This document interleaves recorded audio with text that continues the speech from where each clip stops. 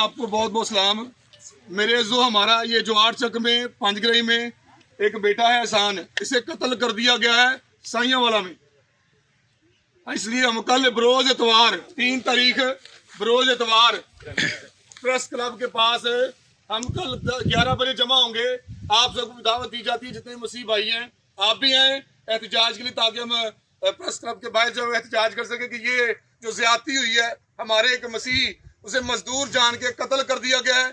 उसकी टांगों को बांधा हुआ था रस्सियों से, उसकी मांसपेशियां छील गई, हड्डियां नजर आ रही हैं।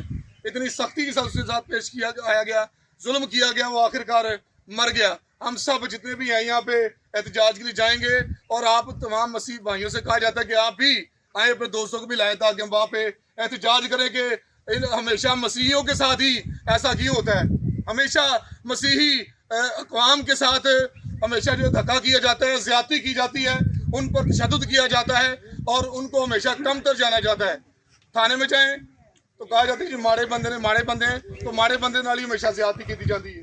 इन्होंने माड़ा बंदा समझ के चौके लाके कत्ल कर दिता, और उसके बाद पर्चा नहीं कट रहे, फैसलाबाद भी नहीं कट रहे, साइयां वाले भी उत्ते गए, कहते जी चलो उत्ते पर्चा होना है। सो मेरे जो आप सबको दावत दी जाती है कि आप 11 बजे कल प्रेस क्लब के पास आएँ। जो हम सब 8 चक के दीगर बुजुर्ग जितने नौजवान हैं, हम सब यहाँ पे मौजूद होंगे जी। जो मौजूद होंगे हालेलुया का नारा मारेंगे। हालेलुया, खुदावंद आपके साथ हो। शुक्रिया जी।